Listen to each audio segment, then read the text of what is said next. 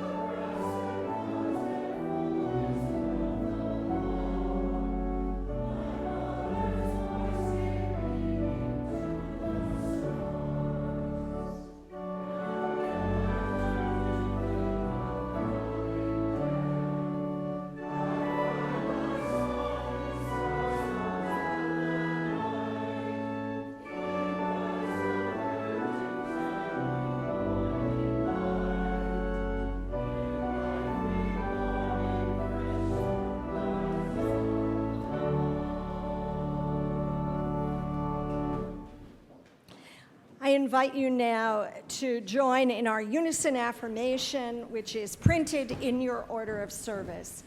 Love is the spirit of this church, and service is its law.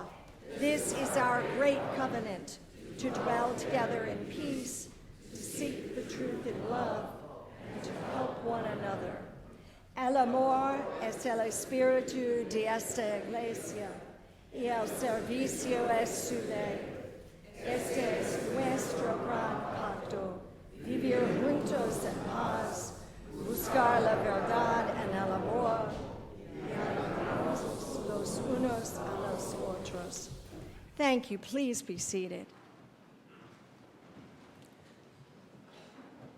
Well, good morning to you. I am Deb Weiner. I'm the Interim Director of Religious Education here at First Parish, and we're really glad that you are here today. Whatever is going well or not so well in your life right now, we are happy that you came in these doors. And we hope that you will not only enjoy your time with us today, but in the days to come as well. Whether you are differently abled, politically radical or conservative, older or younger, or in whatever ways you are you, we say welcome. Now, following the service, We hope that you will join us in Community Hour in the Common Room. That is right behind this space across the hall. You can stop by the welcome table on your way if you would like to find out more about us, and you can tell us more about you as well. You can also fill out a blue connection card during the service if you would like to stay in touch with the goings-on here. I believe you will find them in your pew racks. Religious education classes for infants through high school are going on today. If you have a child or youth who wants to join us, connect with us as we leave the sanctuary in a few minutes. You can look for Lori Groves, who is right there waving at you, and she will help you get to just the right place. Now, in the back of your order of service, I want to call your attention to the announcement and calendar section. Please note that there is no senior youth group this evening. The senior youth had an amazing trip on Friday and Saturday as they participated in City Reach Boston, so no senior youth group this evening. We are especially glad to welcome the Reverend Dr. William Schulz back to First Parish today. Bill Schulz is a senior fellow at the Carr Center for Human Rights Policy at the Kennedy School of Government at Harvard University. In the spring of 2020, coming soon, Harvard University Press will publish his latest human rights book, co-authored with Sushma Raman, I hope I am saying that sort of the right way, entitled The Coming Good Society: Why New Realities Demand New Rights. Dr. Schulz is also an affiliated professor of preaching and public ethics at Meadville Lombard Theological School, as well as President Emeritus of the Unitarian Universalist Service Committee, which he led from 2010 through 2016. He was Executive Director of Amnesty International USA from 1994 through 2006, and was claimed by the New York Review of Books for having done more than anyone in the American human rights movement to make human rights issues known in the United States. And of course, he served as president of the Unitarian Universalist Association from 1985 through 1993. I will say that the fact that I'm here with you now is directly related to being invited by Bill to serve on the staff of the association beginning in 1989. So I am grateful to you, Bill, not only for being here today, but for all that you have given to me and to countless thousands of others who call this faith our home. Welcome. And I want to say that we also welcome Bill's spouse, the Reverend Beth Graham, who is here joining us today as well. There will be a brief sermon talk back with Bill in the Bacon Room up there following the service. Emphasize that word, brief. Note, because I said brief, that there is also a semi-annual meeting of this congregation here in the sanctuary beginning at about noon. There is childcare available if you want to stay for the talkback and the meeting, and you can see our nursery coordinator, Samantha Plumley, who is on the lower level of the church. And there's a big concert coming up here at First Parish on November 16th, and Olivia Evans is here to tell us more about that. Liv.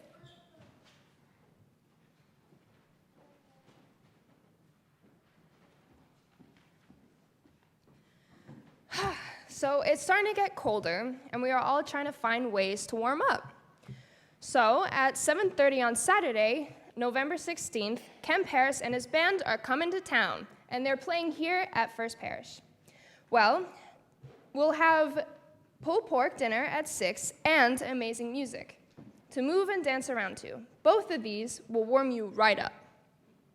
The concert is perfect for everyone ages 10 and up, and childcare will be available for families with younger kids. Tickets are open to public as well as members of First Parish. I am so excited because I have seen Ken Paris before, and he is a very talented musician. If you need any more convincing to come along, All of the proceeds will go to scholarships for our kids and youth to attend services and field trips. So I hope to see you all there. And I believe that tickets will be on sale following this service in the common room. Now, next Sunday, just a little preview, November 10th, there will be a one-room schoolhouse for children and youth as we enjoy Mural Day and prepare holiday decorations for the sanctuary. And Annie Gonzalez-Milliken will be back and leading worship on that day, so put it on your calendars. Once more, I say welcome, and we will move on with our service. And what we will move to is our time for all ages. Now, I want to call your attention to some of the items that you see up here because they are mentioned in the story that I'm going to share with you, which is adapted from the writer Patricia Polacco.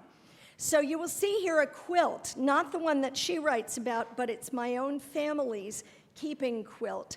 And also you will hear her talk about how there was always a loaf of bread in the family, a gold coin, salt, and dried flowers. And so listen for those things as you hear this story, the keeping quilt. When Patricia's great-grandma Anna came to America, she wore the same thick overcoat and big boots that she had worn for farm work. But her family weren't farmers anymore. In New York City, her father's work was hauling things on a wagon, and the rest of the family made artificial flowers all day. It was not like it was back home in Russia. But all the same, New York was their new home, and most of the neighbors were just like them.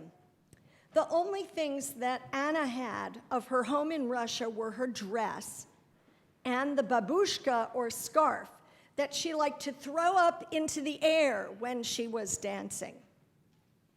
Time passed, and her dress started to get too small.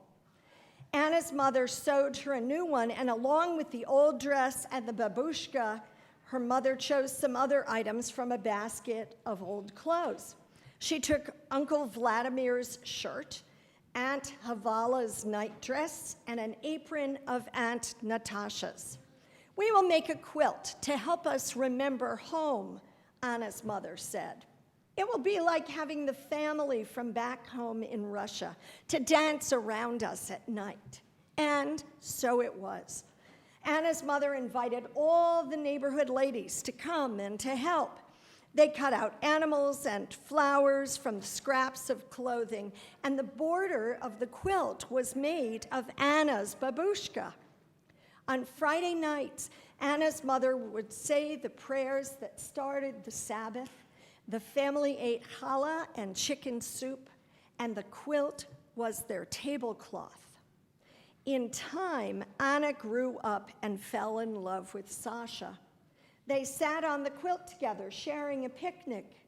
And to show that he wanted to be her husband, he gave Anna a gold coin, a dried flower, and a piece of rock salt, all tied up in a linen handkerchief. The gold was for wealth, the flower for love, and the salt so that their lives would have flavor. And soon, under the wedding chuppah that was the same quilt, Anna and Sasha promised each other their love and understanding. When Grandma Carly was born, Anna wrapped her in the quilt to welcome her into the world, and Carly was given those same gifts of gold and flour and salt and bread, and in time, Carly married Grandpa George. Once again, the quilt was a chuppah, and Carly's wedding bouquet had in it a gold coin and bread and salt. Carly and George moved to a farm in Michigan, and Anna came to live with them. And soon the quilt wrapped a new little girl named Mary Ellen.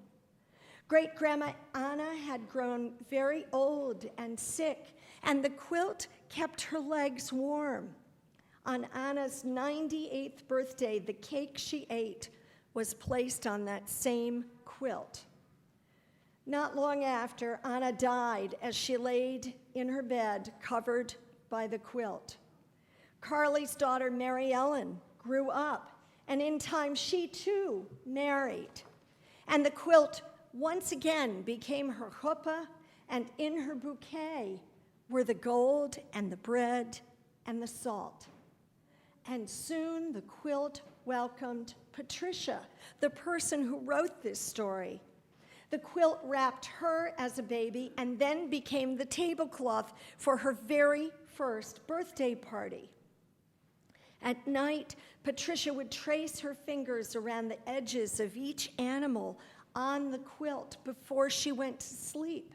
Her mother told Patricia stories about whose sleeve had made the horse, whose apron had made the chicken, whose dress had made the flowers, and whose babushka was the border of the quilt.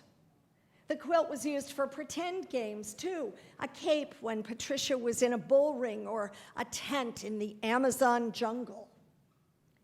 After Patricia grew up, there was another wedding to Enzo Mario, and the quilt once again was a chuppah. And sure enough, there in Patricia's bouquet were gold, bread, and salt, always with a sprinkle of wine, so that Patricia and Enzo Mario would always know laughter. And soon they too had a baby in their house. They welcomed Tracy Denise into their family and wrapped her in that same quilt. And Patricia thought, someday she too will leave home and she will take this quilt with her. That, friends, is the way that some traditions and family legacies are kept alive. And the things that we value and the things that we grow up with, our clothes, our books, our photographs, our treasures, are passed on to others. That is one of the ways in which we live on, even after our natural lives are done. And so perhaps after the service is over, you will come back and you will look at the quilt that has been in my family for nearly 100 years, at the gold coin from my grandfather, the bowl of salt, the dried flowers, the pictures that Bill brought to show us today. And you will think about what it is that in your lives you want to hand on to others. And that's the end of my story. And so our children and youth will leave now for their classes and programs, and we'll join in singing If You Want to Sing Out by Cat Stevens.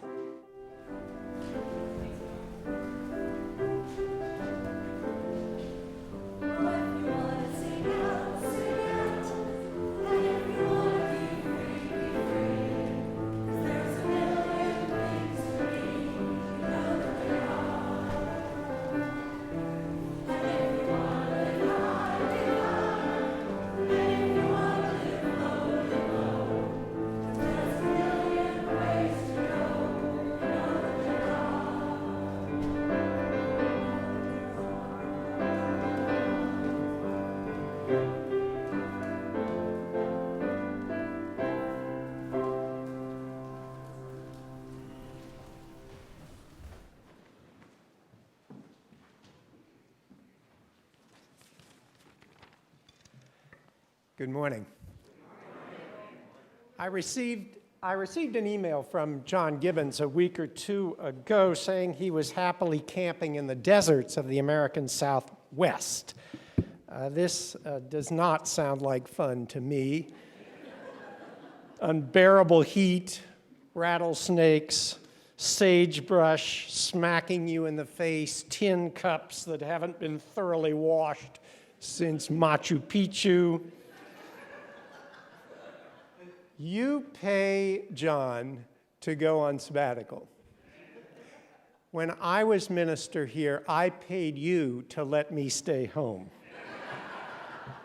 So when I say that I'm delighted to be here with you to talk about dead people on All Souls Sunday, you can believe I really mean it. In a recent article in The New Yorker, Haruki Murakami, who is Japan's most famous and successful novelist, his books translated into more than 50 languages, described elements of his relationship with his father that presage several of the themes in my sermon this morning. The reference he makes to the attack on Nanjing, which is sometimes referred to as the rape of Nanjing, concerns the 1937 invasion of that Chinese city by the Imperial Japanese Army that resulted in up to 300,000 people raped or murdered. It's regarded as one of the most horrific war crimes in history. Here are some of Harakami's reminiscences. The 20th Infantry Regiment, of which my father was a member, was known for being one of the first to arrive in Nanjing after the city fell. I was afraid that my father had participated in the attack on Nanjing, and I was reluctant to investigate the matter. But later I learned that my father was drafted in 1938. The infamous march into Nanjing took place in 1937. So my father had missed it by nearly a year. When I learned this, it was a tremendous relief, as if a great weight had been lifted. My father talked to me about the war only once, when he told me a story about how his unit had executed a captured Chinese soldier. Though the Chinese soldier knew that he was going to be killed, he didn't struggle, but just sat there quietly with his eyes closed, and he was decapitated. My father seemed to have deep feelings of respect for the Chinese soldier. Needless to say, his recounting of this cold-blooded killing became deeply etched in my young mind. To put it another way, this heavy weight that my father carried, a trauma, in today's terminology, a trauma, was handed down in part to me, his son. That's how trauma connections work. My father must have felt a compelling need to relate the story to his son, even if this would mean that it would remain an open wound for both of us. Compared with my father, I have never had much interest in studying. This disappointed him. You were born in this peaceful time, he must have thought. You can study as much as you like with nothing to get in the way. But I couldn't live up to his expectations. Even now, I carry around with me the feeling. Now remember, Murakami is one of the world's greatest novelists. Even today, I carry around with me the feeling that I disappointed my father and let him down.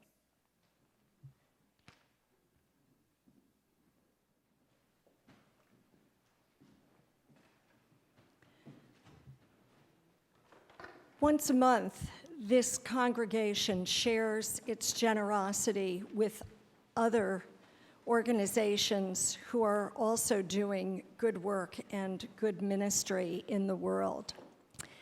This is that time of the month, and I am very pleased to introduce to you Julia Galogli, who is with Sanctuary Boston, and they are the organization that will receive our generosity today. Julia. Well, thank you so much. It's such a pleasure to be here with you today.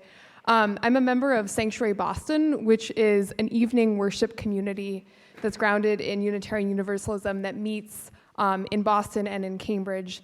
And it was founded in 2012. We have lots of music, lots of participatory singing, and a different way of engaging and having a Unitarian Universalist worship service. And although we're primarily volunteer-led, having financial support from others helps us to continue to pay a music director and a director of community life. And some congregations like yours have been excited about supporting us because it's sort of filling a need that's a little bit missing in Unitarian Universalism. which is a community that's centering young adults, those who are raised Unitarian Universalists, lots of religious professionals who work on Sundays, as well as many who are completely new to any kind of spiritual community. So I find it very valuable, even though I'm also a member of a traditional Sunday morning congregation, which is First Parish in Cambridge. But Sanctuary Boston offers me something different, a home where I really get grounded and develop my own sense of spiritual practice. So thank you so much for your generosity, and the offering will now be received. Thank you.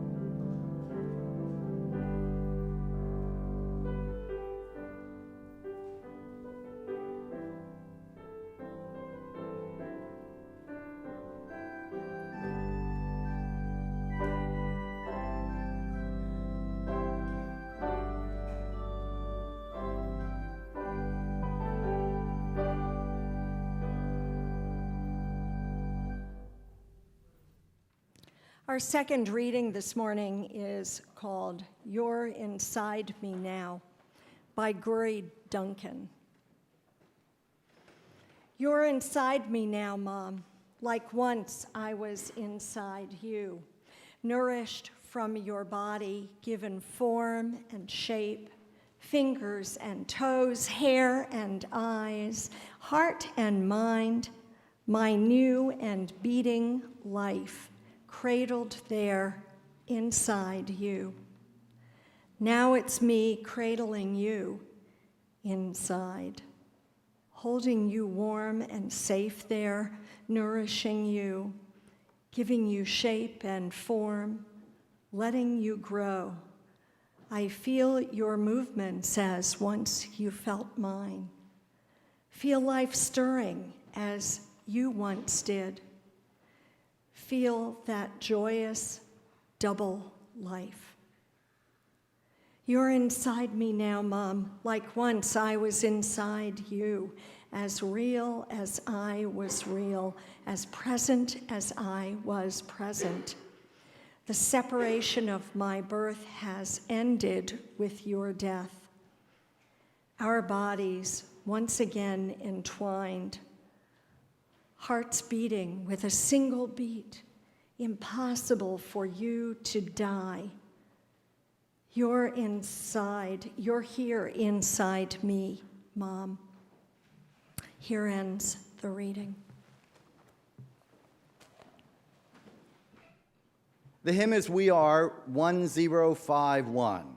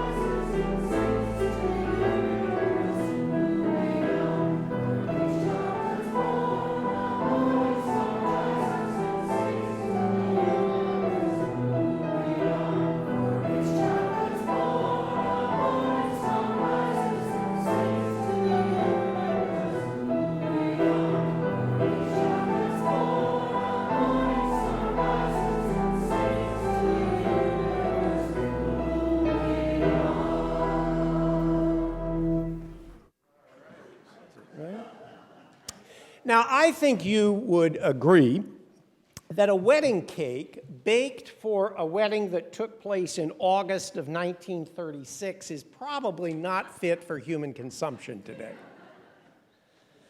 That's why I didn't eat it. When I found a piece of my parents' wedding cake stuffed into a little 1-by-2-inch cardboard box that my maternal grandmother had secreted away in a lockbox that had apparently not been opened in close to 8 decades. Now, the cake actually didn't look too bad. I could make out a nut or two, maybe a raisin burrowed into the brownish mass, but I didn't eat it. I took a picture of it with my iPhone, and then I sadly, reluctantly threw it out. Ever since I left Bedford in 1978, I have been hauling around with me from one house to another about 25 large cardboard boxes full of family papers and ephemera going back to the late 1880s when my great-grandparents came to this country from Germany and the Netherlands. Business papers, wills, children's books, diaries, photographs, literally 20 to 25,000 letters, some in German, and obviously a piece of wedding cake in an old lockbox. In that lockbox, for example, are the handkerchief and the still full wallet of my grandmother's young husband, the grandfather I never knew, dead at age 39. The handkerchief and wallet retrieved, no doubt, from the hospital after the operation that killed him.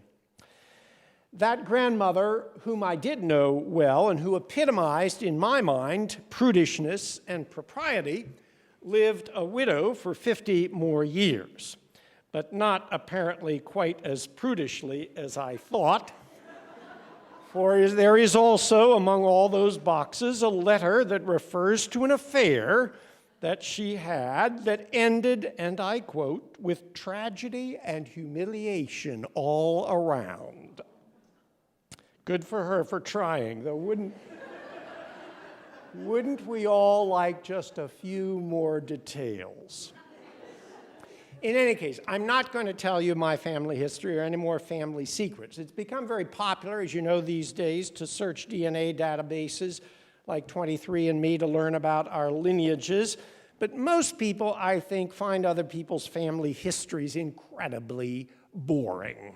It's like when, do you remember when your 10 or 12-year-old kid would come home from a movie and want to tell you in excruciating detail every scene, every word of dialogue, every scary or funny moment, and how you worked so hard to act interested? Oh, okay, I get it. Great, good, really good.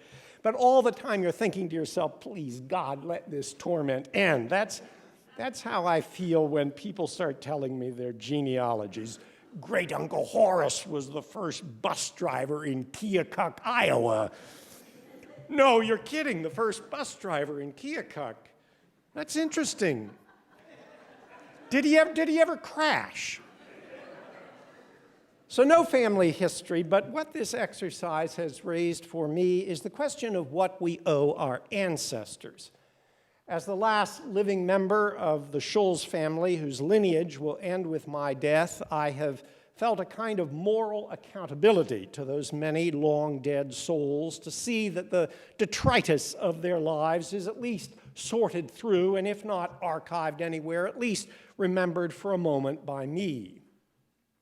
Now, the question of what moral debt we owe to our ancestors, and by ancestors, I don't just mean our blood ancestors, our parents, grandparents, but all those who have shaped our lives, who have made our world what it is today. This question of what moral debt, if any, we owe to dead people is a complicated one.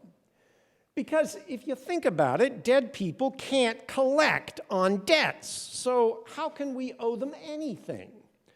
They won't know whether we kept our promises or not. They won't even know if we remember their names. Most of us know, I think, our grandparents' names, but I'd be interested to know from you, how many of you can recall the names of all 4 of your great-grandparents? Yeah, good, maybe 10 or 12 of you, that's right. That's why when George W. Bush was asked if he worried about how historians would treat his decision to invade Iraq, he said he didn't really care because I'm just not going to be around to see the final verdict. And then as if we didn't get it, he added helpfully, in other words, I'll be dead. George W. Bush, you know, was not just the great decider, I guess, but the great funeral director. But how we do miss him, don't we? But I digress. Now, there is one narrow legal sense in which we do owe moral debts to our ancestors, and that is that we are required to respect their wishes as expressed in their wills and estates. In 1937, for example, an Englishwoman named Annie Langabeer bequeathed 2 shillings and 6pence to her estranged brother so that he could, quote, buy a rope and hang himself forthwith. Her estate distributed the money but left it up to her brother to decide what to do with it. On the other hand, when Solomon Sanborn bequeathed his estate to a friend on the condition that the friend make a drum out of Sanborn's skin and beat it every June 17 at the Bunker Hill Monument to the tune of Yankee Doodle, the friend was more than happy to oblige. So in this legal sense, we do owe obligations to ancestors, but surely our obligations to the dead are less robust than they are to the living or even to future generations. If I make a promise to you, I have a moral obligation to keep it. And the reason so many of us care about climate change is not so much because our own lives will be damaged by it, but because the lives of our children and their children, whom we will never know, are so much at stake. We owe moral debts to the living, and we owe moral debts to the future, but do we really owe moral debts to the dead? Well, we certainly act as if we think that we do. Perhaps we in this culture don't go quite as far as some residents of Papua New Guinea who place Grandma's skull on the mantelpiece in order to consult with her about all major family decisions. But we often say things like, your grandfather would be so proud of you, or Ma would be turning over in her grave if we knew what we just did. Why do you in this congregation work so hard to preserve this beautiful old building, to keep it clean and safe? Well, partly you do that for legal reasons, I know, partly for convenience, partly for aesthetics, but in large measure you do it out of gratitude for those who built it and all those who nurtured it and preserved it over the generations.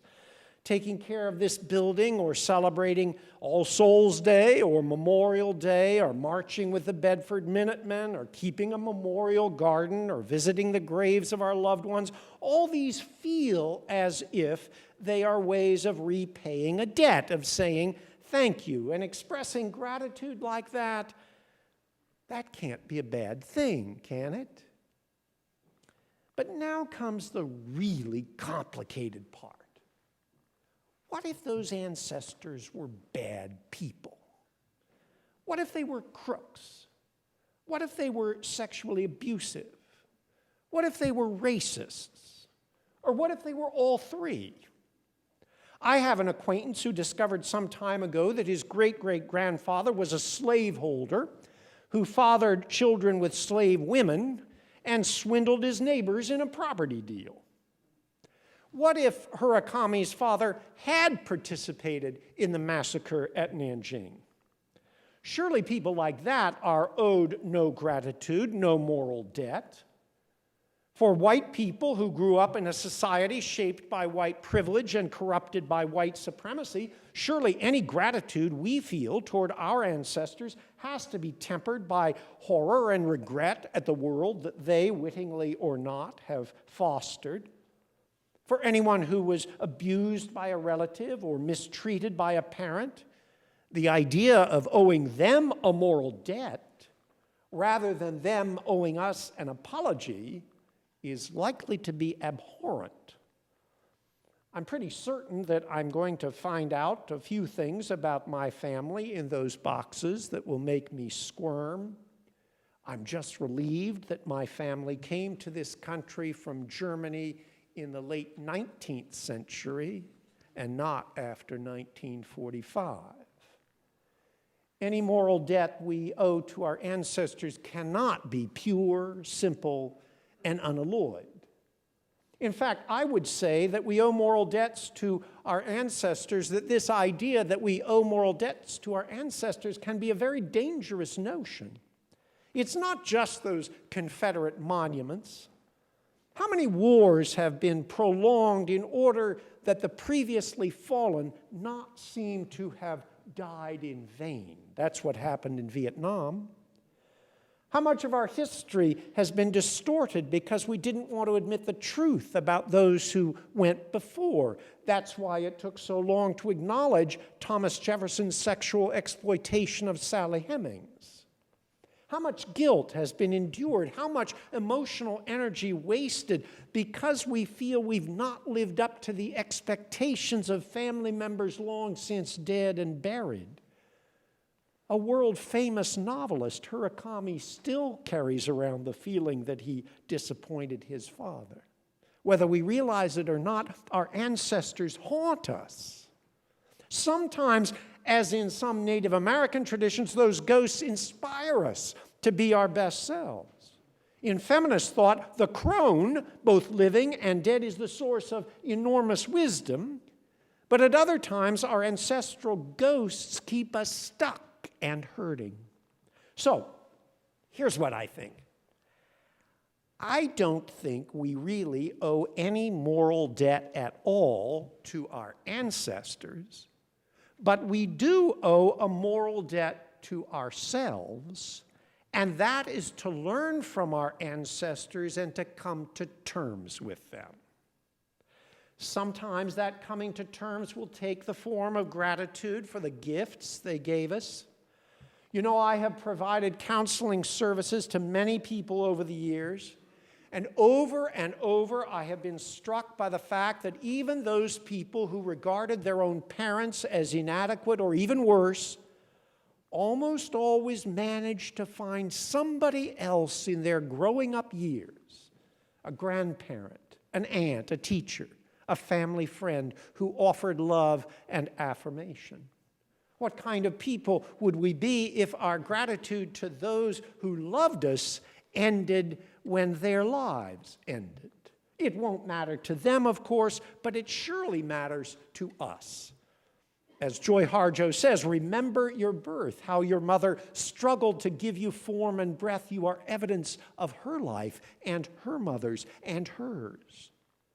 On the other hand, sometimes coming to terms with our ancestors requires that we repudiate them for the damage they did to us or to others, or the damage they did to history. Again, it won't matter to them how we define ourselves in relation to the past, but how we do that says everything about our own values here in the present. That's what Ralph Ellison means when he says that we can't choose our relatives, but we can choose our ancestors, choose how to regard them and which ones of them to honor. We can't escape our ancestors even if we want to. Partly that is because we are, as we sang, our grandmother's prayers, our grandfather's dreamings. It's because, as Guri Duncan said in the lovely little poem Deb read, "You're inside me now, Mom." And it's because our ancestors' virtues and their failings have been bequeathed to us and live on in our choices and our characters. So, we have decisions to make. We can embrace our ancestors, we can renounce them, we can forgive them, or we can do all three. But what we can't do is to ignore them. For one way or the other, they just won't go away. Murakami still carries within him his father's story of the executed Chinese prisoner. So far, I have chosen to embrace my ancestors, at least until something in those boxes leads me to feel otherwise. A little more than a year ago, I retrieved the ashes of my parents, these two sweet, precious children of the earth whose photographs from about 1915 are leaning up against the pulpit. I retrieved their ashes from a cold mausoleum in Pittsburgh and mixed them together as they would have wanted them to be. And then Beth and I set out on a journey to the Midwest to spread their ashes in locations that would have been meaningful to them. The last place we stopped was on the street in Urbana, Illinois, where close to 100 years ago they grew up, flirted, courted, and wed. It was a brilliantly sunny day. I read one of their love letters out loud, and then we returned them to that familiar place, that green and welcoming earth. I know it doesn't matter to them where their ashes rest, but it made me feel better to have paid them the honor of taking them home. Almost 8 years to the day before he himself died, and many years after my mother had passed away, my father wrote me a letter. It encapsulates much of what I have been trying to share with you this morning. The letter was dated January 26, 1983, and this is what my father wrote. My own daddy died on this date 27 years ago, and my mama died January 6, 30 years ago. January is a month of deep emotion for me. On all such dates, I take some moments to acknowledge anew that I have been immeasurably blessed by my parents, my brother, my sister, my wife, and my son. And then my father concluded the letter by writing, "My private memorial moments consist of meditation assisted by rereading some family letters. I cry when I read these letters, but I feel that tears are only the slightest of all tributes due my people, and that the best tribute is to try to deserve them as much as my frailty permits." May we all come to terms with our ancestors in whatever way that needs to be, as much as our frailty permits. And let's now sing a tribute to them in that great hymn, number 103, "For All the Saints."